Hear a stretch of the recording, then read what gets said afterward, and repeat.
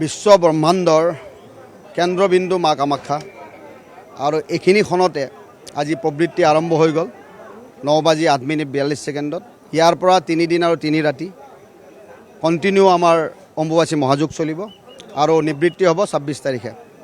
এইখিনি সময়ত এইটো হৈছে জাগতিক সময়। সূৰ্যনাৰায়ণ মিথুন ৰাশিত প্ৰৱেশ কৰে আৰু আদ্ৰা নক্ষত্ৰৰ পহিলা চৰণত পৃথিৱীৰ ধৰণী ভৰি দিয়ে। গতিকে এইখিনি সময় বহুত দুৰ্লভ সময়। এইখিনি সময় বছৰটোত এবাৰে পাব। গতিকে নিজকে কেনেকৈ শক্তিশালী কৰিব, পৰিবাৰক কেনেকৈ শক্তিশালী কৰিব আৰু সমাজ কল্যাণ কেনেকৈ কৰিব, এইখিনি কথাত সদায় গুৰুত্ব দিব লাগে। আৰু এইখিনি কৰাৰ কাৰণে কিন্তু চিঞৰ বাখৰ পৰিৱেশত নহ'ব। আপুনি একান্ত মনে বহিয়ে কৰক, 2 মিনিটে কৰক, 3 মিনিটে কৰক। নিজৰ শক্তি সাধনা যদি কৰিব লাগে তেতিয়াহ'লে চাইলেণ্টলি কৰিব লাগিব। নিজৰ ভিতৰত থকা ব্ৰহ্মাণ্ডৰ যিটো শক্তি এইটো বিচাৰিব লাগিব। অন্যথা ইয়াৰ আৰু উপায় নাই। কাৰণ এই 3 দিন 3 ৰাতি 1 মিনিটো 1 ছেকেণ্ডো আপুনি যাব দিব নালাগে। যদি ঘৰতে বহি আছে কোনোবাই, ঘৰতে বহি কিনে কৰক। কাৰণ বিশ্ব ব্ৰহ্মাণ্ডৰ মাতা হৈছে কামাখ্যা। যে ইয়াতে আহিলে যে প্ৰাৰ্থনা স্বীকাৰ হ'ব তেনেকুৱা নহয়, সকলো জেগাতে পাব। ইয়াতে হৈছে এইখন হৈছে যে নীলাঞ্চল পৰ্বত, এইটো হৈছে এই পৰ্বত আৰু ব্ৰহ্ম পৰ্বত আৰু বৰাহ পৰ্বত, এই 3টা পৰ্বতৰ মালা। এই 3টা যদি মালাক যদি আপুনি একলগ কৰি দিয়ে শ্ৰীযন্ত্ৰৰ বিন্দুটো পোৱা যায়। অৰ্থাৎ সেইকাৰণে এইটো চেণ্টাৰ প্লেচ অফ দ্য আৰ্থ। সেইকাৰণে এই জেগাখিনিত মানে বহি কিনে কৰিলে এটা বেলেগ ধৰণৰ উৰ্জা পায়, শক্তিশালী জেগা। গতিকে ইয়াতে আহিব পাৰিছে যোনে, ঠিক আছে, ভাল হয়। কিন্তু ঘৰতো বহি থাকিলে ব্ৰহ্মাণ্ড যিহেতুকে মাতা, তেওঁৰ প্ৰাৰ্থনা স্বীকাৰ কৰিব আৰু সকলো ধৰণৰ যেনেকৈ যোনে প্ৰাৰ্থনা কৰে প্ৰাৰ্থনা স্বীকাৰ কৰিব। নিশ্চয়কৈ চাওক, দৰ্শনটো এইটো সময়ত নাথাকে। এইটো সময়ত পৰিক্ৰমা কৰিব পাৰে আৰু পৰিক্ৰমা কৰিলেও এইটো সময় যিহেতুকে সকলোতকৈ উৰ্বৰতা বেছি। এইটো সময়ত মাটিৰ যিটো উৰ্বৰতা সেইটো বহুত গুণ বাঢ়ি যায়। গতিকে এইখিনি সময়ত যদি একবাৰো জপ কৰে সেইটো এটা 1000 জপৰ সমান। সেইকাৰণে এইটো সময় আপুনি অবাবত নষ্ট নকৰি সকলোকে ৰিকুৱেষ্ট থাকিল যাতে শান্তিপূৰ্ণ বাতাৱৰণ নিজৰ শক্তিটো বঢ়াওক। নিজৰ শক্তিক কেনেকৈ নিজৰ ভিতৰত কেনেকৈ শক্তিটোক বঢ়াব পাৰে সেইটো চেষ্টা কৰক। নিজৰ মনতে মাৰ স্মৰণ কৰক।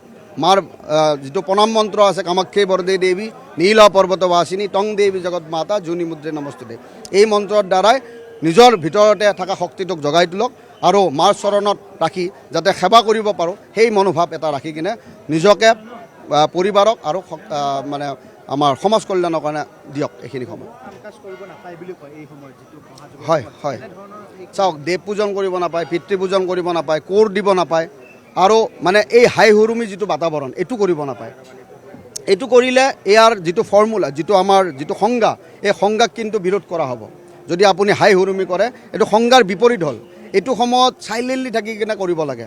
এই 3 দিন 3 ৰাতি অম্বুবাচী মহাযোগটোৱে হৈছে কমপ্লিটলি 3 দিন আৰু 3 ৰাতি। গতিকে 3 দিন 3 ৰাতি যেতিয়া কমপ্লিট হ'ব, 26 তাৰিখে এইটো কমপ্লিট হয়, নিবৃত্তি হ'ব। আৰু নিবৃত্তি হোৱাৰ পিছতে আপোনাৰ মন্দিৰ যিটো স্নান হয়, স্নান হ'ব। তাৰপিছত নিত্য নৈমিত্তিক পূজা হ'ব আৰু পূজা হোৱাৰ পিছত ভক্তবান ৰাইজৰ কাৰণে মন্দিৰটো খোলা দিয়া হ'ব। অম্বুবাচী আৰম্ভ জাষ্ট মাত্ৰ কিছু সময় আগতে হৈছে, মন্দিৰৰ দুৱাৰ বন্ধ হৈছে, কিন্তু অজস্ৰ ভক্ত পূৰ্বতকৈও এইবাৰ ভক্ত বেছি হ'ব যেন লগা। নিশ্চয়কৈ চাওক, ব্ৰহ্মাণ্ডৰ মাতা, ব্ৰহ্মাণ্ডৰ সৰ্বশক্তিমান জেগা, এইটো জেগাত অহাৰ কাৰণে মনুষ্য নহয় দেৱতাও ৰৈ থাকে। দেৱতাও অহাৰ কাৰণে সিদ্ধি লোৱাৰ কাৰণে ৰৈ থাকে। কিন্তু মনুষ্য বহুত দূৰৰ কথা। গতিকে সকলোৱে আহি কিনে মানে ইয়াতে মাৰ আশীৰ্বাদ ল'ব খোজে। সকলোৰে এইটো নিশ্চয়কৈ প্ৰাৰ্থনা কৰে যে মই আহিব পাৰোঁ, মই যাতে আহি কিনে কৰিব পাৰোঁ। কিন্তু যিহেতুকে জেগা কম, যিহেতুকে ইয়াতে বহুত এটা কেউজৰ সৃষ্টি হয়, গতিকে যোনে অহা নাই ঘৰতে বহি প্ৰাৰ্থনা কৰিব পাৰে। আপুনি বিচৰা বাতৰি পাব কেৱল নিউজ 18 এপত। নিউজ 18 এপ ডাউনলোড কৰিবলৈ স্কেন কৰক এই QR কোড। গুগল প্লে ষ্টৰতো পাব এই নিউজ 18 এপ।